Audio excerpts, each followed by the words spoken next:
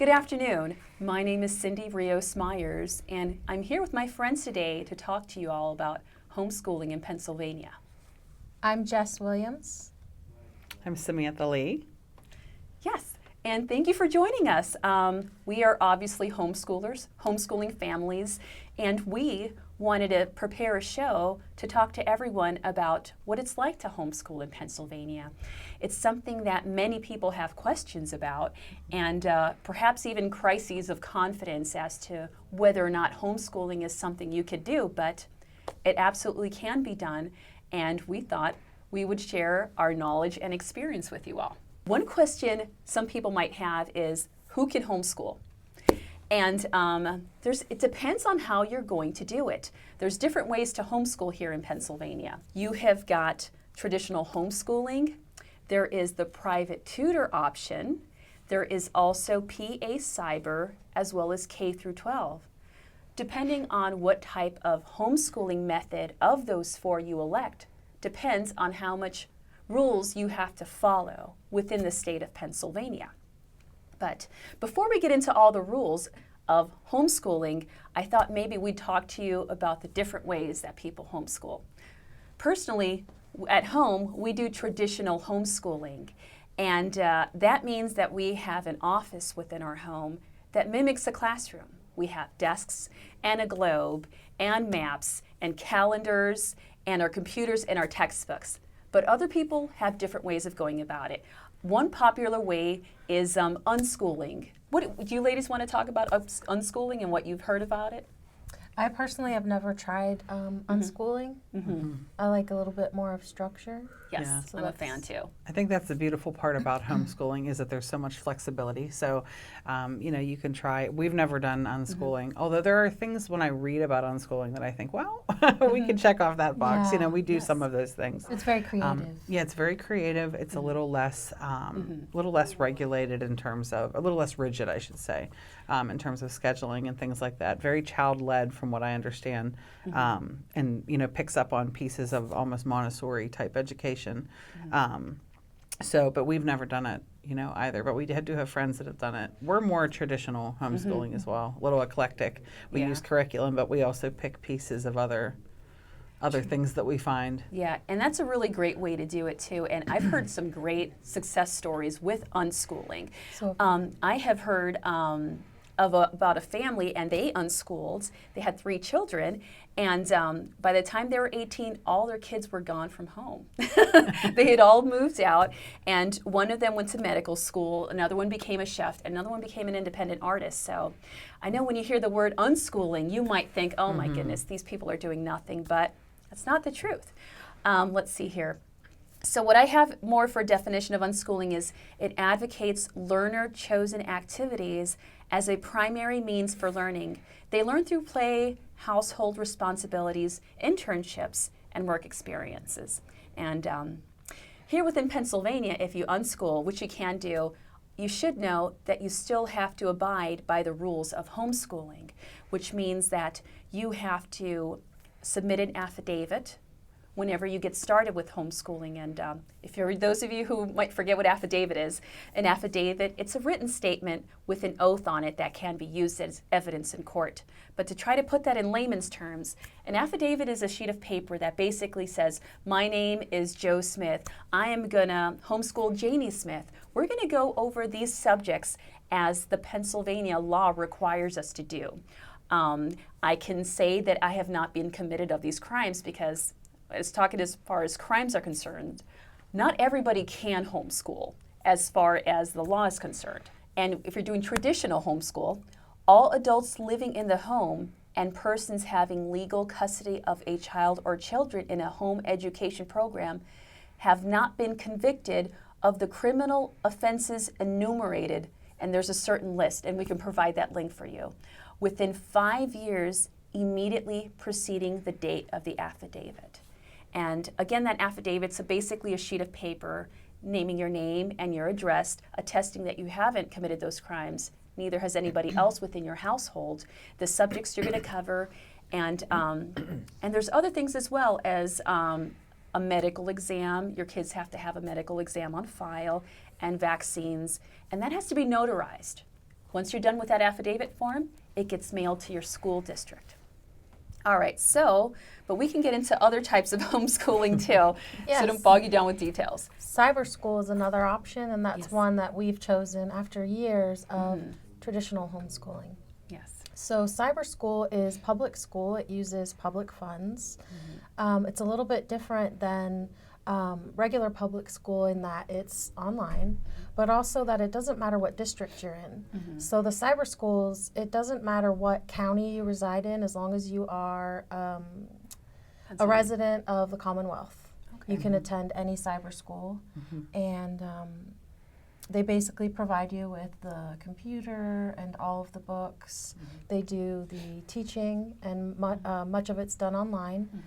It's a really great option for those that don't feel quite prepared to do the traditional without the support, Yes. but Yeah. you still have them home. Yeah. So it's Yeah, it's a great choice. And what would you say, Sam, that how that differs from traditional homeschooling and getting the materials and whatnot to teach your kids? Yeah, it's nice that it's all provided for you. We did almost go with Cyber Charter as well. I went to one of their little talks that they do, and kind of gave us some idea of it. And I think starting out, whenever you're unsure how much you're going to need, how much time it's going to be. I mean, I don't know about you ladies, but I went to public school. Yes. So, I did too. So all sort years of, I did, yes. I knew what I had learned myself. And so then trying to get an idea of, okay, what is our day going to look like? And I have multiple children, and they're very young, and they're very close in age. So how is that going to look? And is everyone going to get a quality education? Worrying about those things made me lean toward cyber school at first, because I thought, well, it's just, it's laid out for me, and I can check the boxes and I know that it's done. My husband always leaned more toward traditional, and I thought, well, that's easy for you to say, you're not going to be doing it. But truthfully, once I really looked at it and got used to it and found a curriculum that we enjoyed, That's important. it worked. Yeah, it worked for us. But I definitely see the merits in it.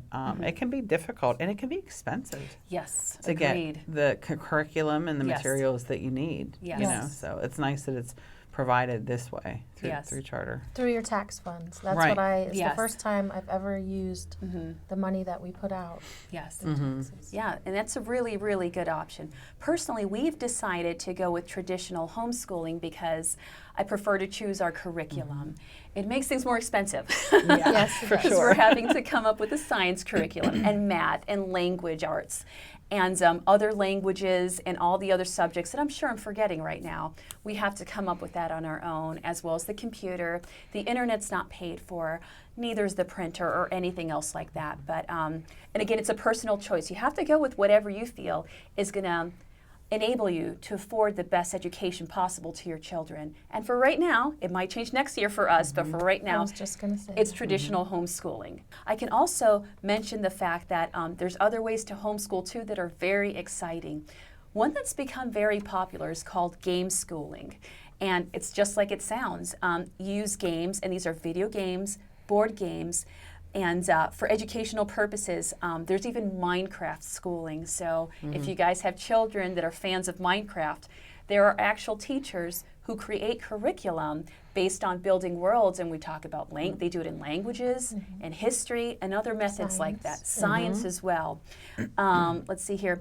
Even if you're not going to game school and you're going to do traditional homeschooling, there's other things you can do every day at home that do count as homeschooling. We play game time every night, but there's educational games out there such as Scrabble. It's vocabulary building, which is great.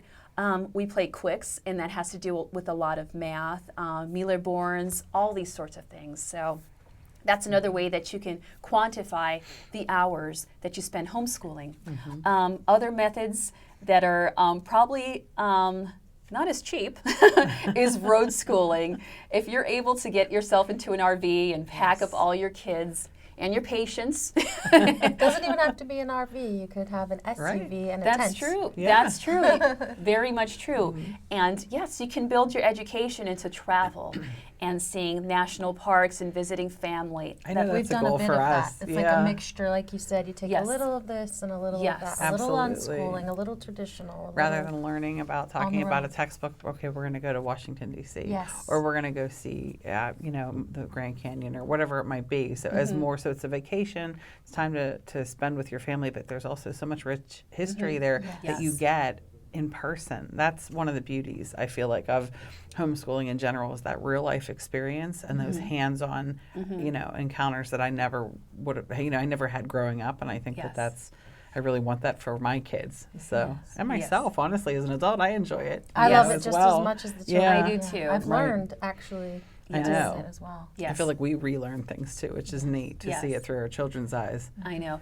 And some people might wonder, is it hard to kind of quantify or record that information when you're going on a field trip? But photographs, they work just fine as a way to kind of record that, hey, we went to Gettysburg and reread the Gettysburg Address. Take a picture there, wherever you're at, and that serves as evidence. Right. And that's a good way to do that. And as far as evidence is concerned, perhaps you might have a kid who doesn't sit still at his or her desk. They're running around and they're doing this and that. The education does not have to happen while they're seated at a table. Something I used to do for my son was I used to give him a dry erase marker, and he would go to our glass doors that would overlook our patio, and he would practice his multiplication tables there. And we took photographs of that, and that also serves as evidence. So it's a wonderful thing about homeschooling is there's a lot of workarounds so that you can work with your kid and meet them where they are so that you can make sure that they're getting the best education possible while they're at home. So what about scheduling concerns? For when you do PA Cyber, how is it different from traditional homeschooling? Because I have like a planner and it documents every single subject we do for every single day. How is it different with PA Cyber? So it has a schedule. It's online. All of their classes are listed. You can click on the link, say to math, Yes. to science. Each class has a section. And they have their assignments laid out so they can work ahead. They can work at their own pace.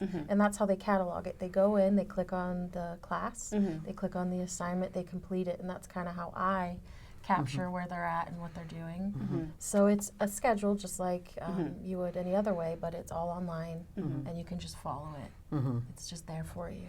That's great. It sounds like PA Cyber is easier in certain aspects. It truly is. Because there's no affidavit, correct? And you don't have to do the same sort of thing where you fill out a letter, you get letters from everybody. And It's just like public school. When you go and you enroll your child in a public school, you have to show that you are the parent or the guardian. You have to do the health records just like you would the shots, that kind of thing. They want to see that up front. And that's really all you do. There's no portfolio or anything like that. Yes. Okay. Yes. Jess mentioned a portfolio, and that's something that you have to submit at the end of the year to an evaluator. And this is if you go the traditional route yourself. An evaluator is an actual certified Pennsylvania teacher. It's not just somebody hey, can you make sure that my kid did these things? It's an actual teacher. And what you do is at the end of the year, once you've satisfied the minimum hours or the minimum amount of days that you have to per child, you present a portfolio for each child to the evaluator. And things that I included in the portfolio are perhaps about 4 or 5 pieces of evidence for each subject, such as math and science and reading. And what else might I be leaving out here, Sam, as far as what's in a portfolio? Math, science, portfolio. Fire prevention. We have Yes, to do that that's every a very year. important one, yes. Every year they have to do that. And then, we include additional things like book lists to sort of Yes. show what they're reading. I will put field trips in there. Sometimes I'll have the kids, if there was a particular place that we went to that they really enjoyed, sort of write about it and express what they learned. In terms of mandatory, I think you pretty much included everything. Yes. But and also sort of documentation of your days. People do Yes. that differently. We just have a printout that we literally just sort of check off the days that we have done to accumulate, because you had talked about there is a requirement there, so it's 180 days or Yes. 900 hours, correct? Yes. We go with days. We do as well. in our homeschool, but and so people will do that in different ways and show proof of that. Some people show their day timer, their day planner as to what days they had school. But as long as they show that sort of log too of Yes. how many days they attended. Yes, and that's what we do. We have a planner, and I present that as evidence. And once you're done at that appointment, the evaluator, if he or she is satisfied that each child has met the requirements as to what they're supposed to do, they're going to generate a letter. And what you want to do is make copies of everything once you get home, but you'll be submitting that letter to your school district, and that would conclude that school year. And so following that, just a few weeks later, you would submit the affidavit for the following school year, and you get started all over again. The only thing not to Yes. add to what you said, the only thing I can think of is at certain years, Yes. there's also required testing. Yes, that's right. Third, fifth, and is it seventh or I think eighth? it's We're not eighth. there yet. I think it's eighth grade, Okay. yes. But at those specific years, you have to provide, and your evaluator will have to check that too, and they will sign off that they've received the testing, and then that can Yes. also go into Yes. your portfolio. Now with cyber schooling, you can actually opt out of the PSSA testing. Yes. So I was wondering, do you have that option when you No. do traditional? You don't It's have that required. option. It's Okay. required. It's required, but it's very easy to do. I think an option that I've seen for other school districts is that the children can actually go to the school within their district to take the test. That's not what we elect to do. There's many different ways that you can take the required testing, and we do ours online. And so you can do a timed version. There's an untimed version, which is the one I'm a fan of. I would And as well. I know, you give your child enough time to do everything, and you get those results, you print them out, and that, as Sam said, that's what you present to the evaluator, depending on what school year you're at. And that, again, is part of the evidence that goes within the portfolio that the evaluator evaluates then. Okay, so, and there's definitely more legalities that comes with with doing homeschool, but I thought it might be more comfortable a little bit to go through the pluses and minuses about homeschooling, because I think that's probably what comes to mind to a lot of parents first. You know, first they consider, can I do this? And they're like, okay, I can do this. And then they might wonder, should I? Or should I not do this? So Is it best for the child? Right. is it best for the child? So I think, you know, just to kind of keeps things interesting, I thought maybe we could talk about the drawbacks first, because, you know, it's not always a perfect picture when you're homeschooling at home. No. There's chaos, there's laundry, there's dirty dishes. It's a constant. It's never ending. It's Right. never ending, and there's always internal questions. You know, like, did we hit hard enough on that subject? Do we need to go back to that? There's personal issues too, as well, for the parents, for which, if it's the mother, the father, or the grandparent who's going to be doing the homeschooling for the child. And one of the biggest hangups for me was not working anymore, not making a Yes. salary. What do you ladies think? I think that was huge for me. Yes, Your identity becomes Yes. homeschool mom. it does. What do you think, Sam? Yeah, I sort of teeter with this because I do work part-time, but again, it's a matter of feeling spread very thin. And Yes. and if any day, you know, with homeschooling is not an ideal day, then again, that self-doubt creeps in. I think Yes. even more, was it because I'm working? Is it because, you know, so, because, I mean, I always say this, but we read books about everything as parents. Yes. What are they? We worry about everything. Did they walk at the right time? Are they Yes. using the potty at the right time? Are they, you know, we overanalyze every Yes. thing that they do, behavioral, educational, academic, anything. So no one wants to mess up, you know, their child. Nobody wants Yes. to. Or take And on the whole certainly- burden either. Right, Yes. right. It's And all you. yes. Yes. And so Feels like. certainly with education, no one wants to find out at 7th grade or 5th grade, wow, you messed up. So, you know, back to square one. So I think that we really, really scrutinize, and sometimes more so than, you know, than the average parent, I think, does to themselves. does. So, It does, and there's other things too. Like for me personally, I miss out on adult interaction a lot, and so whenever there's an activity where I see other homeschooling parents, I'll swarm over toward them so I can get that interaction. And there's other financial considerations too, because whenever you're homeschooling, one salary is gone. You become a Yes. one Right. salary household. oh yeah. You know. That's also funding education. Sure, Yes. right. Any monies that are there are being used for those purposes. And yeah, I think there's a misnomer that you have to be sort of well off to be able to homeschool, which is at least the way it was when I was growing up. Yes. They were kind of looked at that way. And that's not at all the case. There's a very large, you know, we all do what we have to do Yes. to make it work. We Yes. just don't always talk about it a lot. But there are a lot of sacrifices that are There made. are. There are. So it's not done easily. That's Well, and true. today there's a lot of stores that resell curriculum that they didn't have that, in Yes. years before. So Sure. it's much more Yeah. easier to get the books you need at a cheaper price. Of Right. course. Thank God for that. And there's even other little personal things that you might not think about, but like you're not contributing to a 401k, if you're staying at home. That's You- a constant conversation in our house. Yeah, I know. There's other things out there, that you can do. You can invest in an IRA or whatever, but there's also, you're not contributing to Social Security credits. Sometimes there's no breaks, and the biggest thing is that when you homeschool, it's another job.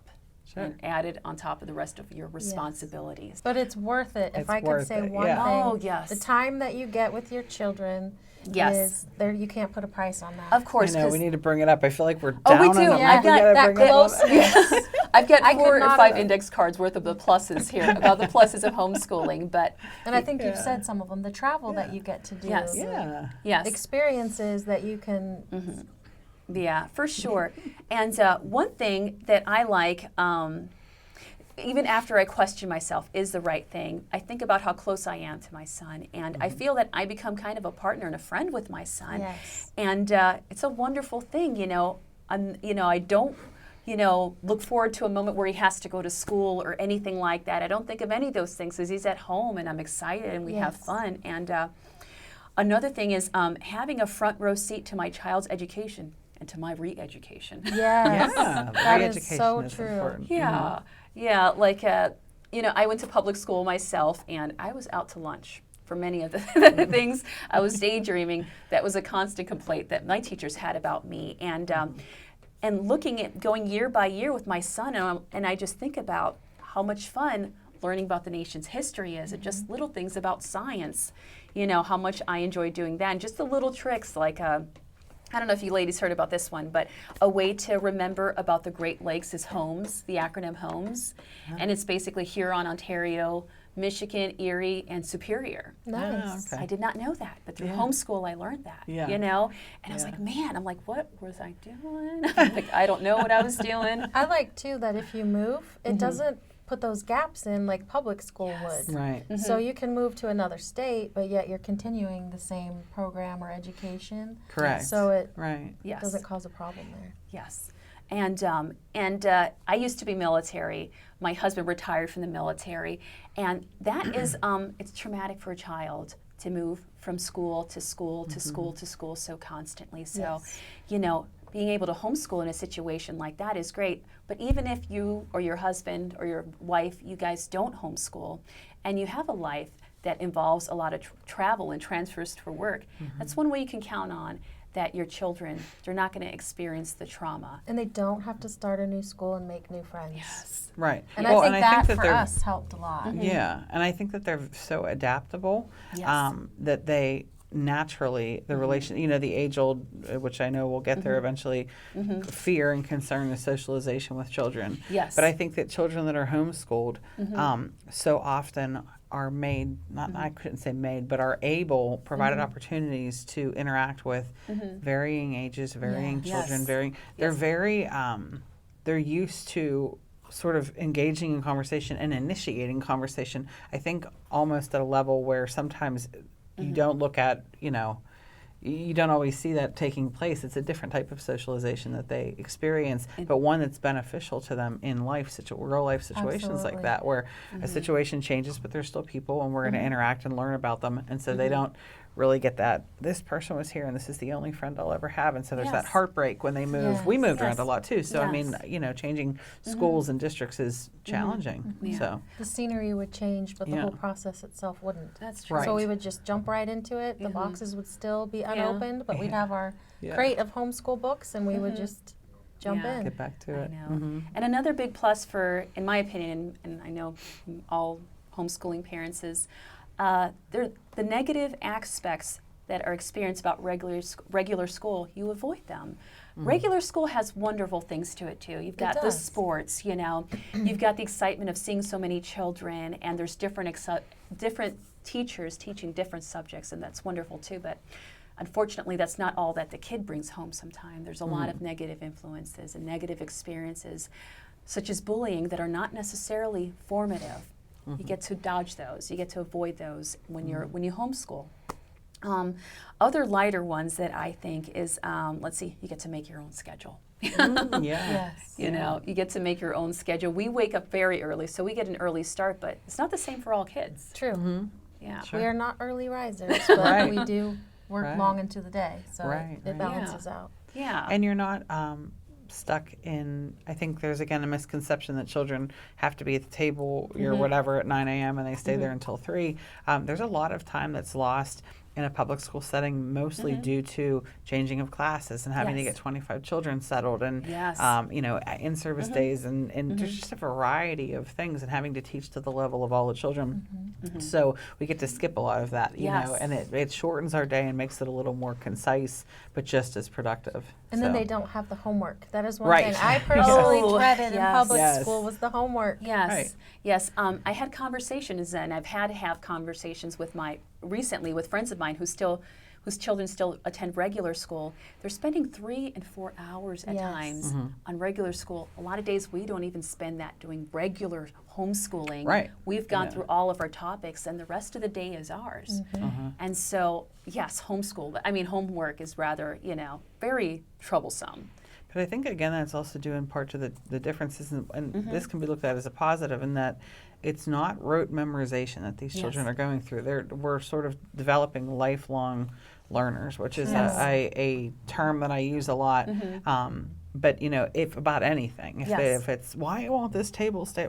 Who built this table? I'm like, you know what? I don't know. Let's figure that out. Yes. At any moment we look at something as a teachable moment. So, and I love that about it. And I think they become independent learners. They Yes. really just learn to learn on their own, and they have Right. a hunger for it. Yeah. It's not Yes. something I really have to force them Yes. to do.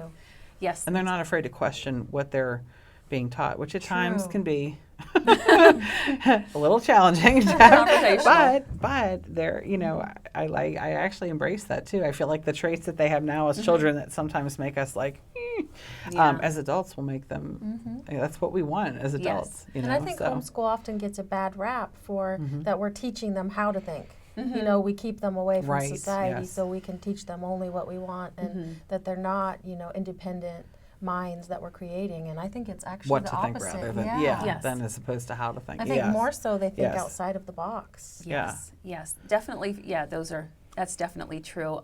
Another thing I like is you get to teach what you want. And again, this is as long as you meet the educational minimums posted by the Pennsylvania Department of Education on their website, because you have to meet those minimums if you're going to homeschool well and correctly. And that's the same with cyber school. They have the Yes. same hour or day requirement. Yes.